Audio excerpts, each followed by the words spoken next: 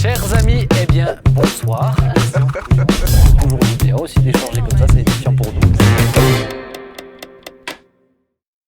Ce soir, tu nous as proposé de parler de travail et de paresse, Laurent. Alors, je sais que tu es prof, je sais que c'est une bataille pour les profs déjà. Oui. Déjà, ça vient. Hein, effectivement, quand on parle de travail et de paresse chez les profs, c'est pas toujours conciliable, hein, mais je trouvais que c'était une notion intéressante, effectivement, à aborder. En plus, le Seigneur nous en a parlé dans différentes prédications. Là, c'est il y a quelques mois de ça. Donc, ça va être intéressant de revenir dessus, de voir un peu un point biblique, de voir un peu les défis de la paresse, etc. Mais je me suis dit, on va commencer avec quelques petites citations que j'ai recherchées et j'en ai trouvé 4 qui m'ont plu. Enfin, il y en avait d'autres, mais sinon ça va faire long quand même. La première, c'est rien n'est plus fatigant que la paresse, de Antoine de Rivarol. Et en plus, c'est vrai, hein, franchement, d'être paresseux, c'est vraiment fatigant à la fin de ta journée. Il n'y a que toi qui as de l'expérience. Hein, mais c'est bien. Ça commence bien. T'es un homme rempli d'humilité, toi, hein, dis donc. C'est beau ça. Continue. Ensuite, j'arrive avec ma douceur dans quelques minutes. Viens. Pour l'instant, j'ai encore rien. Ensuite, alors, attendez, moi j'ai lu un proverbe corse qui dit si tu as une envie de travail, assieds-toi et attends que ça passe. Oh, voilà. C'est horrible. Je me suis dit, il faut quand même la préciser. Et puis. Mais tu comprends pourquoi ça lui me plaît. Oui, tu vois, j'ai trouvé sympa. J'ai trouvé aussi la vraie paresse, c'est de se lever à 6h du matin pour avoir plus longtemps à ne rien faire. C'est un peu cliché sur les Corses, hein, quand même. Hein. Tu peux me laisser terminer ma phrase. Merci. La vraie paresse, c'est de se lever à 6h du matin pour avoir plus longtemps à ne rien faire. Que je trouvais aussi sympathique. Et enfin, travailler dur n'a jamais tué personne, mais pourquoi prendre le risque? Voilà. Je me suis dit, voilà, on va commencer. Il en faut d'autres. Oui. Elles vont seulement dans un sens. T'as pas ouvert assez de papillotes. Franchement, mais j'ai trouvé original. Mais on pourrait continuer avec un cantique, hein. Le travail, c'est la santé. Je ne savais pas à quel moment exactement il allait le placer. Sortir. On le savait. Alors papa, justement, après un beau cantique, on va parler biblique. Qu'est-ce que la Bible nous dit sur l'importance du travail? C'était la question que je t'ai posée. Oui, je vais reprendre tout mon sérieux. Voilà, bon, ça y est. Je me suis mis quelques notes. Bon, quelques notes. T'as repris tes prédications? Non, je me suis levé tôt. Oh, oui, pour travailler. Oh, c'est beau. Mais c'est pas exceptionnel. Ça fait plaisir. Bon. Mais c'est fou, hein. Tout d'abord, je me suis quand même posé la question sur l'étymologie du mot travail. Et à ma grande surprise. Qu'as-tu trouvé? C'est mal connoté. Le mot travail vient du latin tripalium, qui était... une torture. Je vous le donne en mille, un instrument de torture composé de 3 pieux. Donc, historiquement, le travail désigne en effet la souffrance, la douleur, en particulier celle que peut endurer une femme lors de l'accouchement. On dit bien qu'elle est en travail. Oui. Et cela salle de travail exprime de la douleur. Cependant, moi, alors ça c'est ma lecture aussi de ce que je vois dans l'Écriture. Je crois que le travail, c'est réellement une bénédiction. Premièrement, Dieu travaille. Dieu travaille dès la Genèse, hein, c'est quand même le 7e jour, toute l'œuvre que Dieu avait faite était achevée. Il y avait une œuvre qu'il a faite. Alors, évidemment, lorsque Dieu met les choses en œuvre, on ne peut pas les comparer à ce que nous faisons. Toutefois est-il qu'il se reposa. Il se reposa de ses œuvres. Et nous avons été créés à son image. Et c'est pour cela que dès la Genèse, eh bien, on retrouve... j'ai l'impression que vous manquez un peu. Non, pas du tout. Tu piques ma partie déjà. Hein? Moi, je parle dès la Genèse, il est dit, le 7e jour, toute l'œuvre que Dieu avait faite était achevée. Dieu créa l'homme à son image, verset 27. Il le créa à l'image de Dieu. Hommes et femmes, il les créa. Dieu les bénit, Dieu leur dit, soyez féconds, multipliez-vous, remplissez la terre et soumettez-la, dominez sur les poissons de la mer, sur les oiseaux du ciel et sur tout animal qui rampe sur la terre, dominez. Dans le fait de dominer, il y a aussi la mise en action d'une forme de travail, d'une forme d'organisation. Au verset 15, l'Éternel Dieu prit l'homme et le plaça dans le jardin d'Éden pour le cultiver et pour le garder. Et ça, c'était nouveau, avant la chute, quoi. Et là, de nouveau, on est avant la chute, mais on se rend compte. On se rend compte comme on s'en rendra compte, je le crois, à la fin, que nous retrouvons même dans le ciel cette notion d'ouvrage, cette notion de travail. Alors, si le travail, ça vient de Dieu, quel est l'objectif du travail? Dieu ne nous a pas fait travailler. Adam et Ève n'ont pas reçu un salaire pécunier sonnant et trébuchant. Mais alors quel est l'objectif? Pourquoi Dieu veut qu'on travaille? Eh bien, dans la Genèse, par exemple, le travail faisait partie du fonctionnement de l'œuvre que Dieu avait mise en place. Et le travail en lui-même est aussi un moyen que l'homme a reçu finalement de pouvoir exprimer ce qu'il est et qui il est. Et moi, je trouve que c'est quelque chose d'extraordinaire et de beau. Puisque la chute, et ça j'aimerais le dire, la chute n'a pas engendré la malédiction du travail. Ce qui a été maudit, c'est la terre. En d'autres termes, c'est la manière de gagner sa subsistance qui est devenue pas le travail, difficile. C'est pas le travail en lui-même. Avant, je suis sûr que dans le jardin d'Éden, ils n'ont jamais lutté contre les mauvaises herbes ni contre les ronces. Donc, tout ce qu'ils faisaient, automatiquement, réussissait parfaitement. Alors que là, voilà qu'il y a un ennemi dans le jardin, il y a des ronces, le sol se fait plus dur, il va falloir développer beaucoup plus d'efforts. Mais c'est pas le travail qui a été maudit. C'est le sol, et c'est pour ça que le travail deviendra aussi un labeur. Et puis, j'aimerais quand même rappeler que malgré la chute, Dieu se propose de continuer à bénir le travail de nos mains. Je prends un exemple. Psaume 128, verset 1, « Heureux quiconque craint le Seigneur et suit ses voies. Tu jouis alors du produit de ton travail. Heureux es-tu, le bonheur est pour toi. » Tu jouis, alors il y a une vraie... Dieu veut bénir le travail.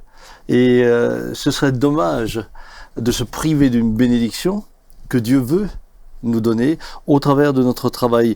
Il y a de la joie, dit l'Ecclésiaste, dans le travail. Il n'y a de bon pour l'être humain que de manger, de boire et de voir le bonheur dans son travail. Comment tu définirais le travail dans ta compréhension de ce que la Bible dit, etc. C'est quoi le travail? Encore une fois, le travail, c'est mettre le travail, c'est administrer tout ce que Dieu nous a confié. Et on va l'administrer de différentes manières. Lorsqu'il dit de dominer, on va administrer la nature, on va administrer la manière d'organiser la nature, la manière de la dompter, etc., etc. Un artiste qui vit de ça, c'est son travail. Eh bien, encore une fois, au travers des talents qu'il a reçus, il les exprime et cela devient son travail, sans mettre forcément le travail en relation avec un salaire. Un salaire, oui, c'est ça. C'est que plus tard que la notion de travail a été mise en relation avec un salaire. Même quand tu travailles, quand tu veilles mais le travail c'était déjà un moyen pour subsister. Et le mot, tu sais que le mot économie, je crois, ça vient de oikos en grec, c'est la maison, et c'est l'administration de la maison. C'est ça. Et puis cultiver, ça signifie étymologiquement prendre soin. Et donc voilà, le travail, c'est vraiment ça, c'est tout ce qui va me permettre d'administrer l'œuvre de Dieu, ma propre maison, et prendre soin, ça suppose de travailler. C'est ça. Les enfants, la gestion des enfants. Ouais, ça comprend tout en fait. Et c'est pas qu'une activité plus large qu'une question de salaire.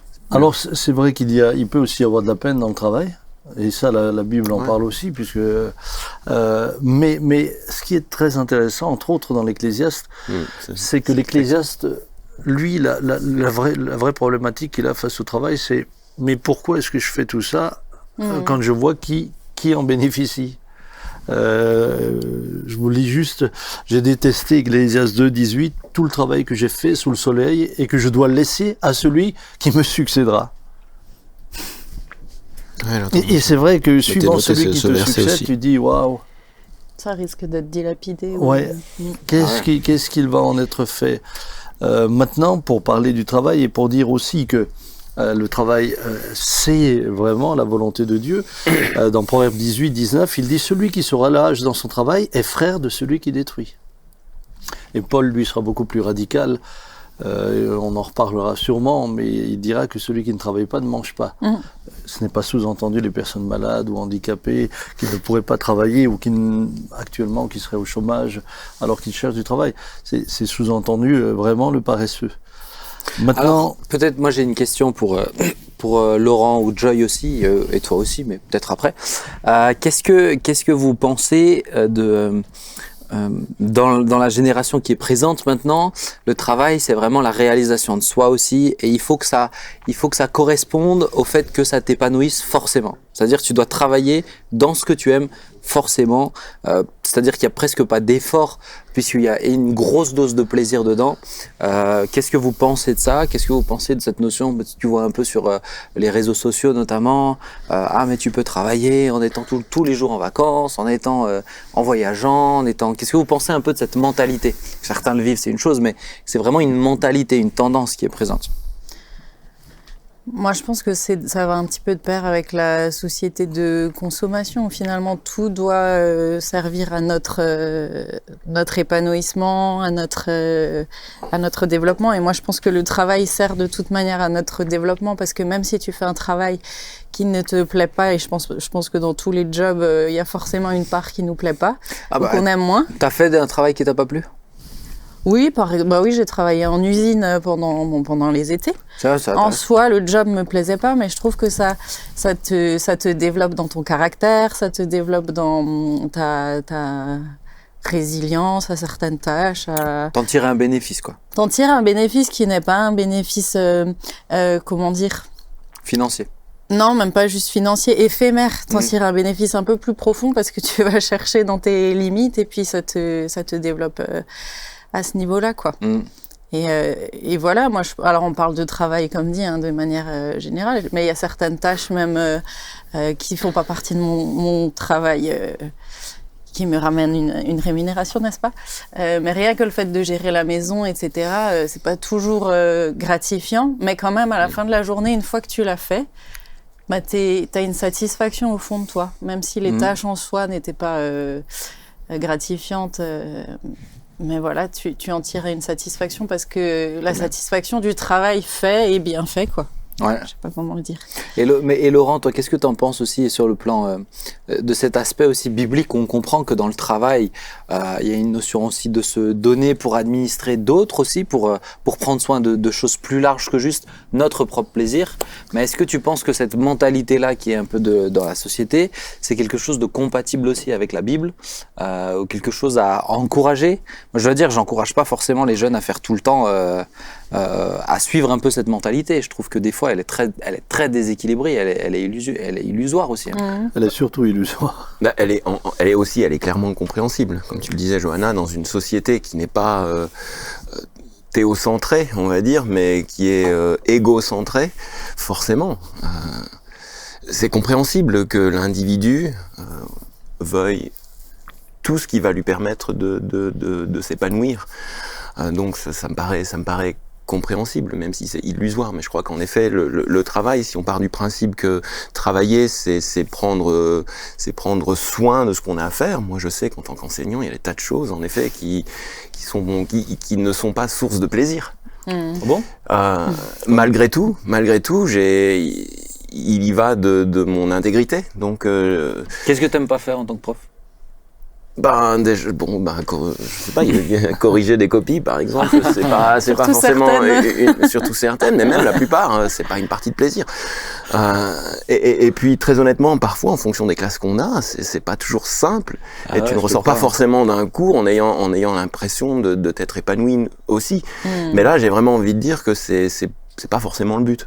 À un moment donné, il faut aussi accepter le travail qu'on a. On ne va pas toujours tous faire des choses qui vont nous permettre qui vont correspondre tout à fait à ce dont on rêve. Mais une fois qu'on a un travail et qu'on l'accepte, il faut le faire avec intégrité. Et je pense que cette intégrité, c'est déjà un fruit dont on doit rester conscient du travail. Je pense que c'est pour ça, travailler, prendre soin. Mais je crois aussi que ce qui amène beaucoup de satisfaction à la fin, c'est pas forcément tout ce qui a été facile, mais c'est de se dire ça valait la peine de faire même ce qui me plaisait pas au vu du résultat. Je dirais que la joie est encore d'autant plus grande que ça nous a coûté quelque chose et parfois ça nous a contrariés. Puis une deuxième chose, je pense qu'aujourd'hui le travail malheureusement, pour toutes les raisons qu'on disait tout à l'heure, la consommation, la course à la consommation, on a découpé le travail en petits morceaux qui le rend parfois avilissant. Par exemple, quand vous êtes sur une chaîne de montage, moi j'ai eu l'occasion de travailler 1 mois sur une chaîne de montage. Pardonnez-moi, mais c'est très difficile. C'est très difficile parce que même si vous faites bien ce que vous faites et vous avez la satisfaction de bien le faire, mais lorsque vous avez répété 15 000 fois le même geste, juste pour une notion de rentabilité, évidemment, ce travail perd du sens et n'a plus que de la valeur par l'argent qu'il vous apporte. Maintenant, si le même ouvrier était amené à travailler sur la voiture du début jusqu'à la fin, sa vision de son travail serait totalement différente. Ce que certaines entreprises automobiles font. Hein. Ce que certaines de luxe. Ouais. Les automobiles de luxe, souvent, les gars, ils vont du début à la fin. Ouais. Et évidemment, c'est comme les artisans. L'artisan va faire certaines parties, débiter le bois, les couper, les sections. C'est pas forcément le plus passionnant. Mais une fois qu'il commence à faire les assemblages, les tenons mortaises, lorsqu'il fait les sculptures, voilà, ça prend forme, quoi. Ça prend forme. C'est l'ensemble de son travail de A à Z qui fait la beauté de ce Le Seigneur, nous ayant fait à son image, il est créateur. Et donc, je pense que quand tu fais un travail du début à la fin et que tu vois l'accomplissement de ce que tu as créé... C'est le côté créatif qui est... Et moi, je peux comprendre ceux qui ne voient pas une satisfaction directe, ou c'est-à-dire c'est vraiment... toi, tu as bossé, par exemple, je le sais aussi, au niveau d'une banque, dans ton apprentissage, où tu gérais où tu étais là dans un centre d'appel. Bon, ceux qui travaillent là-dedans, pour avoir discuté avec certains, c'est difficile.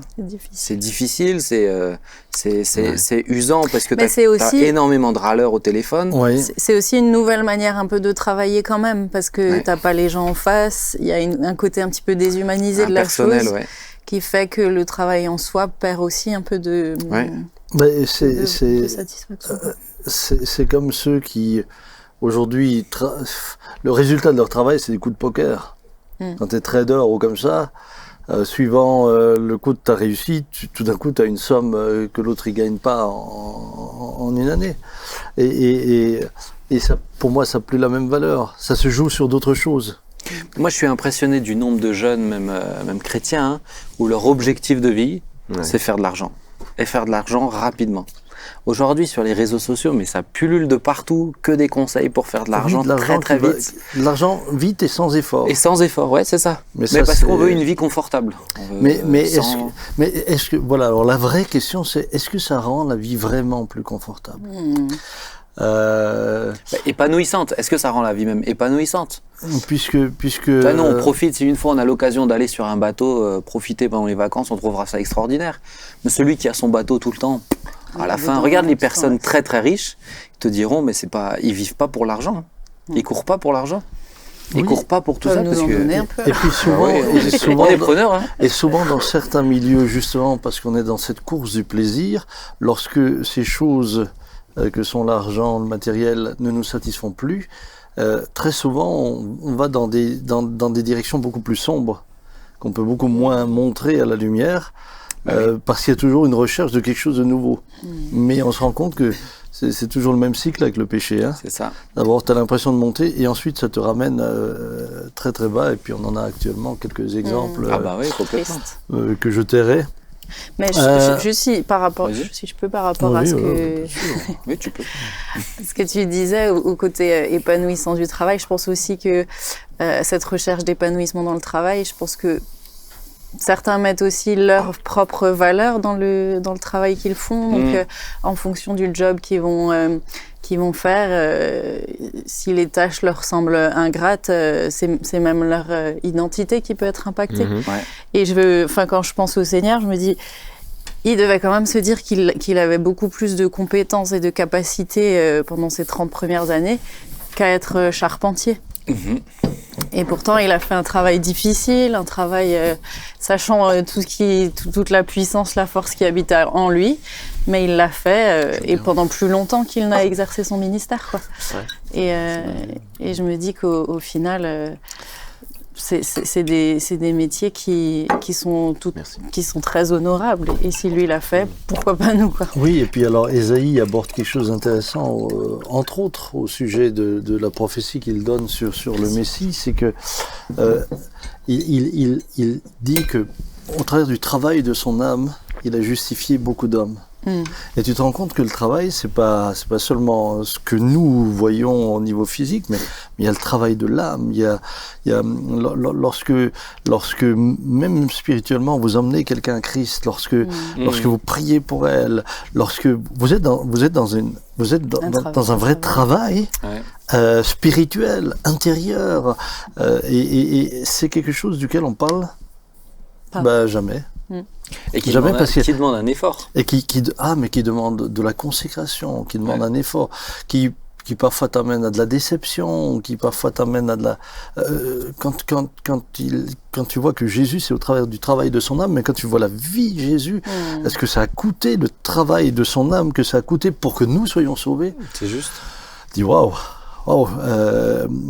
C'est pour ça que le salut d'une personne a un prix incommensurable. Je voudrais peut-être juste terminer sur la question biblique, puisque il me semble quand même que dans le ciel, le travail sous toutes ses formes, donc celle-là aussi que je viens de décrire est récompensée. Et Apocalypse 22:12 dit « Je viens bientôt et j'apporte avec moi ma récompense pour rendre à chacun selon son œuvre. Et ça, c'est réjouissant. Il y a une rémunération. Désormais, la couronne de bime sera... Il y a le livre des œuvres.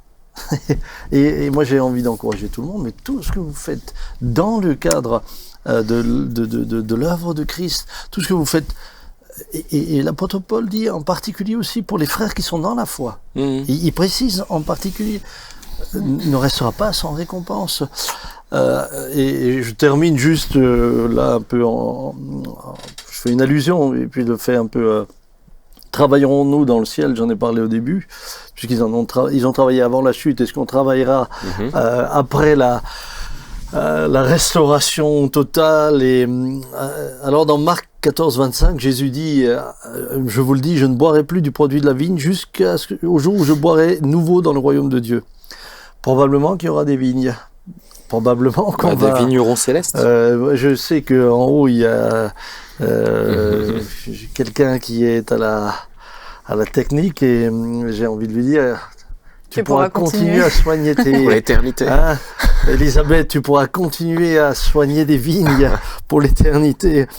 Il est parlé du repas des noces. Sans la pénibilité, quoi. Mais bien sans sûr. la pénibilité, ça sera chouette. Ce sera pur. Ça sera chouette. Ce sera pur, ce sera beau. Mais parce qu'on a été créé, en fait, avec cet aspect du travail. Il y aura les noces de l'agneau, sont invités au dîner des noces de l'agneau. Et je pense que très souvent, on a une vision du ciel un peu décalée. C'est-à-dire qu'on a le sentiment, là-bas, le Seigneur dira sanglier frit, frites, et que tout viendra... Non. Il faudra préparer le Non, il faudra préparer. le servir. Ce sera quelque chose de beau. Ce sera de beau. Et mais on aura de la joie. On aura de la joie, ça aura du sens. Certains m'ont dit, oh frère, s'il faut passer l'éternité à louer le Seigneur, est-ce qu'on sera sur... Vous savez, on voit souvent un gars sur un nuage avec une lyre en train de... Tout nu. Ça va être long, hein. Oui, avec forcément. Les petits nuages qui cachent. Bon... Ça, je suis pas sûr. C'est les images que j'aime bien comme tu joues l'art. Non, de la lyre. Ah, de la lyre. Est-ce qu'on va passer les... Non, moi je crois moi je suis convaincu que ce sera beau. La Bible dit que Jésus viendra sur un cheval blanc. Il y aura sûrement à prendre soin de tout ce qui sera là. Et j'aimerais terminer en disant... Mais nous reposerons aussi de nos œuvres dans le ciel. Apocalypse, j'entendis du ciel une voix qui disait « Écris heureux les morts, ceux qui meurent dans le Seigneur dès maintenant. Oui, dit l'Esprit, qu'ils se reposent de leurs travaux, car leurs œuvres les suivent. » On va parler du repos après. Voilà, mais j'ai voulu terminer. J'ai voulu, c'est bien. Mais on va continuer parce qu'en fait... J'espère que je vous ai donné bibliquement envie de travailler. Sur le travail, il y avait juste parce que j'ai oublié mes notes, je suis désolée, mais ce verset, je m'en suis souvenu. Un verset que je trouve vraiment parlant. Du coup, je ne sais plus où il est, dans Proverbes quelque part. Mais c'est le précieux trésor de l'homme, c'est son travail. Il me dit vraiment que c'est une bénédiction en soi, quoi. Oui, C'est il ça. dit aussi que la joie pure, la seule joie vraiment pure que l'homme a, c'est celle qui résulte de son De travail. son travail. Alors comment faire pour ceux qui te diront, et qui sont dans le Seigneur et qui te disent mais je suis pas épanoui dans mon travail? Alors ça peut être le cas. Ben oui. Et oui. moi, sincèrement, suivant les travaux que font certains, je comprends qu'ils puissent me dire cela. Maintenant, c'était Christian, mon beau-frère, qui lui a vécu une forme de frustration comme celle que tu décris, puisqu'il travaillait dans une usine, je ne citerai pas. Quoique, oui, on peut la citer. Lui, il fait des mais il travaillait donc il travaillait à Peugeot et puis il s'est retrouvé au départ à la chaîne monteur de porte. Au bout de 2 ans, il n'en pouvait plus. Oui, Il disait mais j'en ai marre, Et puis alors il a dit au Seigneur, mais Seigneur, tu m'avais dit que j'allais te servir, c'est ça, te servir. C'est comme ça que tu veux que je te serve, à avoir le sentiment de faire toujours la même chose, même pas pouvoir utiliser les talents que tu m'as donnés. Et il voulait quitter pour chercher un autre travail. Et là, le Seigneur lui a parlé et lui a dit, mais comment veux-tu que je t'appelle à mon service si tu n'es pas capable de faire déjà avec joie et bien le peu qu'on te demande de faire? Et là, il s'est levé, il a dit, Seigneur, je serai et je deviendrai le meilleur monteur de porte que Peugeot n'a jamais connu. Ça, vous pouvez lui demander, ça a changé sa vision des choses. Il dit, chaque matin, je me levais avec joie, en disant, Seigneur, aujourd'hui, je vais faire ma tâche avec joie, je vais bien la faire, je veux que la manière dont je l'ai faite, elle soit satisfaisante. Eh bien, d'un homme qui était frustré, il est devenu un homme heureux d'aller à son travail. Et puis, très rapidement, les choses ont changé pour lui. Ensuite, parce qu'il y a cette compréhension, tout ce que vous faites, faites-le comme pour le Seigneur. C'est ça. Et quand tu comprends que même si ton travail t'épanouit pas personnellement, tu le fais parce que le Seigneur t'attend ici. C'est ça. Alors là, ça a du sens. Et alors entre le moment où il a vécu ça et Dieu l'a appelé, 18 ans ont passé. Hein. Oui. 18 ans. Et il a évolué après aussi. Mais au bout des 18 ans, il était bien dans son travail. Ah ben, il avait plus envie de partir. D'abord, son travail était intéressant pour lui. On va avancer parce que ça fait déjà une demi-heure qu'on discute.